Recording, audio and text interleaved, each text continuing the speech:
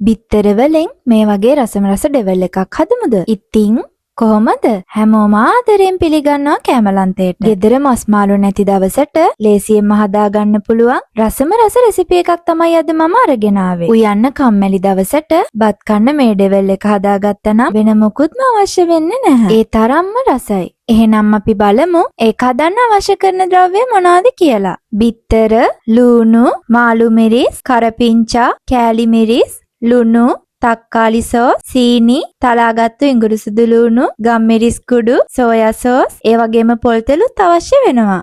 මුලින්ම මම බිත්තර 4කට ලුණු මේස හැඳි කාලක් සහ ගම්මිරිස් කුඩු මේස හැන්දක් එකතු කරගෙන හොඳින් මික්ස් කරගන්නවා. විනාඩියක් වගේ මේ ගානට හොඳින් මික්ස් වුණාම හොඳටම ඇති.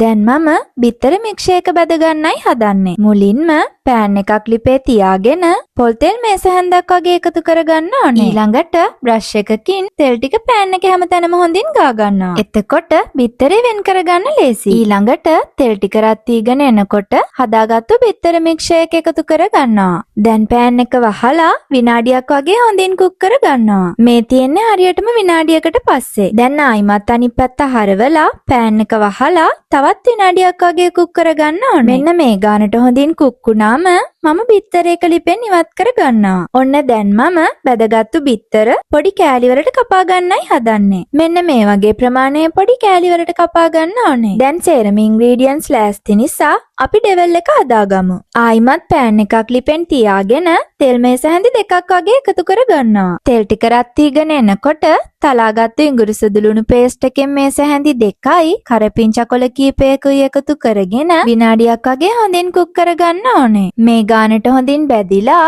හොඳ රන්වන් පාටක් ආවාම තක්කාලි සෝස් මේස හැඳි 4ක් මම එකතු කරගන්නවා. දැන් ආයිමත් විනාඩියක් වගේ මේ සේරම හොඳින් කුක් කරගන්න ඕනේ. මේ වෙලාවේ ඔයාලා ලිපේ ගින්දර ගොඩක් අඩුවෙන් තියාගන්න. ඊළඟට මම කෑලි මිරිස් මේස හැඳි 3යි රසානුව ලුණු ටිකකුයි ගම්මිරිස් කුඩු මේස හැන්දකුයි එකතු කරගෙන හොඳින් මික්ස් කරන ගමන් තවත් විනාඩියක් වගේ කුක් කරගන්නවා. ඔයා වැඩිපුර සැර කන්න කැමති කෙනෙක් නම් කෑලි මිරිස් කුඩු ටිකක් වැඩිපුර එකතු කරගන්න. ටිකක් තෙත ගතියට තියෙන්න ඕන නිසා මේ වෙලාවේ මම වතුර මිලිලීටර් 30ක් එකතු කරගෙන ආයිමත් ටිකක් මික්ස් කරගන්නවා. දැන් සීනි මේස හැඳි භාගයක් සහ සෝයා සෝස් මේස හැඳි දෙකක් එකතු කරලා ආයිමත් මික්ස් කරන ගමන් විනාඩියක් වගේ හොඳින් කුක් කරගන්නවා. සෝයා සෝස් අවශ්‍යම නැහැ. ඔයා ළඟ තියෙනවා නම් විතරක් එකතු කරගන්න. ඊළඟට මම කොටු හැඩයට කපාගත්තු ලුණු සහ මාළු මිරිස් ටික එකතු කරගන්නවා. මම මෙතනදී සාමාන්‍ය ප්‍රමාණයේ ලුණු ගෙඩියක් සහ මාළු මිරිස් කරල් දෙකකුයි අරගත්තේ.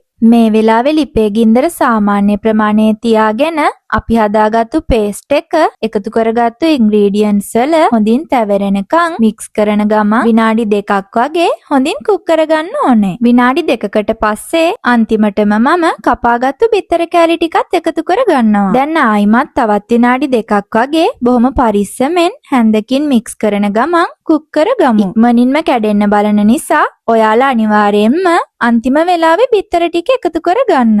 ඉන්ග්‍රීඩියන්ට්ස් සේරම හොඳින් මික්ස් වෙලා මෙන්න මේ ගානට වගේ කුක් වුණාම මම පෑන් එක ලිපෙන් බා ගන්නවා. ඩෙවල් එක හදාගෙන ඉවරයි. එහෙනම් ඔයත් මේ රෙසිපි එක try කරලා බලලා රසද කියලා මටත් කියන්න. ආයිමත් කෑම කතාවක් අරගෙන එන්නම්. channel එක subscribe කරලා තියාගන්න. ආදරේ.